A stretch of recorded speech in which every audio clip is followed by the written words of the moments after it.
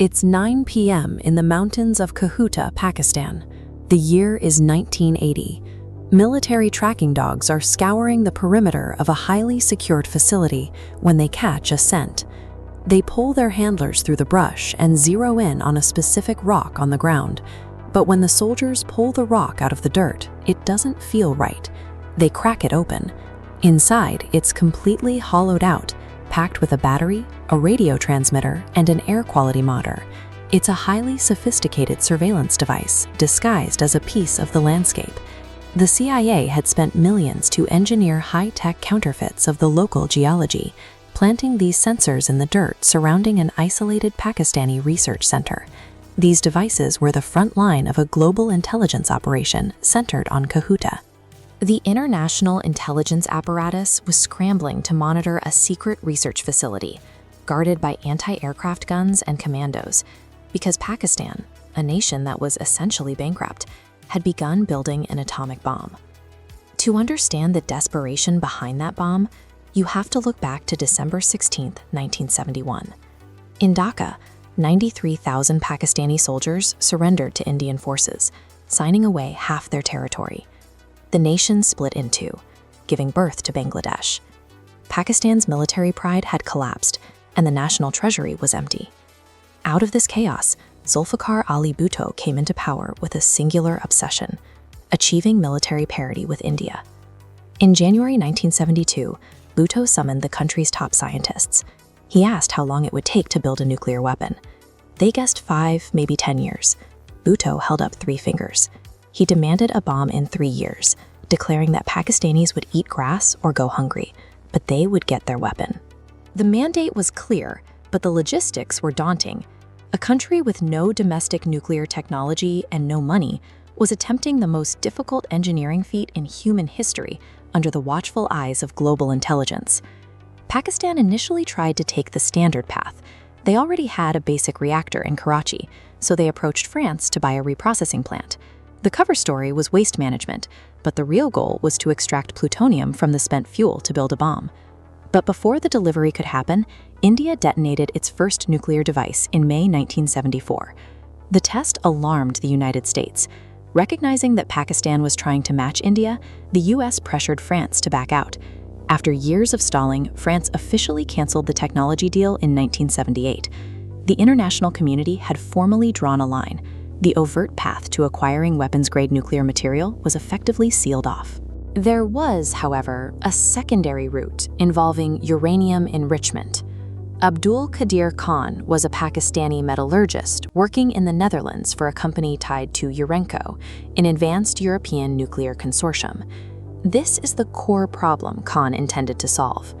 Raw uranium ore separates into 2 main isotopes: a massive pile of uranium-238, which is too heavy for a bomb, and a tiny, glowing fraction of uranium-235.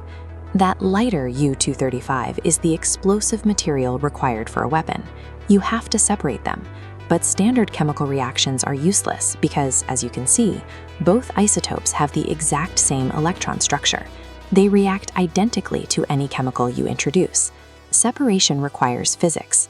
If you convert the uranium into a gas and inject it into a rapidly spinning cylinder, a centrifuge, the slight difference in mass does the work. The centrifugal force pushes the heavier U-238 to the outer walls, leaving the lighter, weapons-grade U-235 in the center to be collected. This requires highly precise, strictly classified centrifuge technology, and Khan, working in the Netherlands, had total, unchecked access to the blueprints for the most advanced centrifuges on Earth.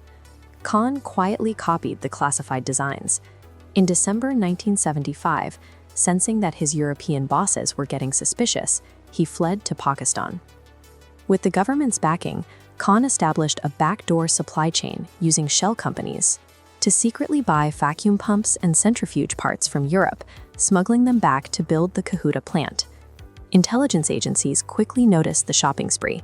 Israel's Mossad, concerned that Pakistan would eventually sell the bomb to Arab nations, started threatening the European suppliers.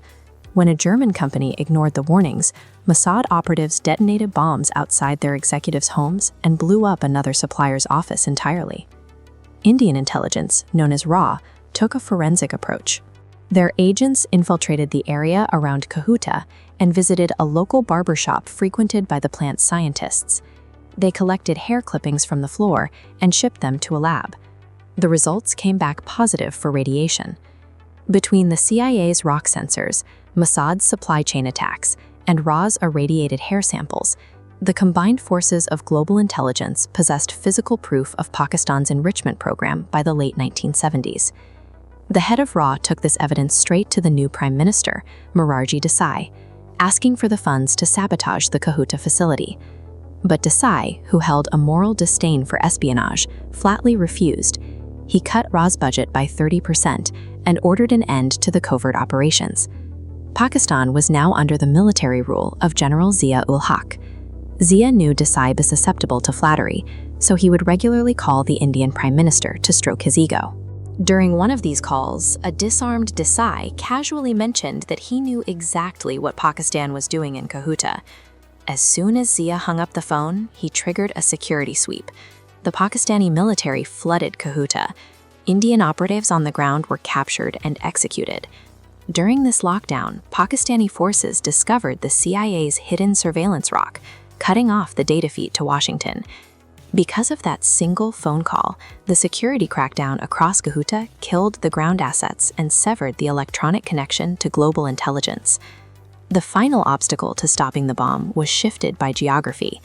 In late 1979, the Soviet Union invaded Afghanistan. The United States needed a staging ground to push the Soviets back, and Pakistan was the key gateway. Despite the evidence regarding the Kahuta plant, Washington chose to look the other way, prioritizing Pakistan's military cooperation over halting their nuclear ambitions. Mossad made one last attempt to intervene. They proposed a joint strike where Israeli jets would use Indian air bases to bomb Kahuta directly. But by this time, Indira Gandhi had returned to power in India. Fearing a full-scale war with Pakistan, she rejected the plan. The geopolitical maneuvering gave Pakistan the time it needed. In May 1998, beneath the Chagai Hills of Balochistan, Pakistan detonated multiple underground nuclear devices, officially becoming a nuclear-armed state. By allowing A.Q. Khan to operate unchecked at Kahuta, the global community permitted him to build a nuclear smuggling empire. Khan eventually packaged the exact centrifuge technology he stole from Europe and sold it to North Korea, then to Libya, and to Iran.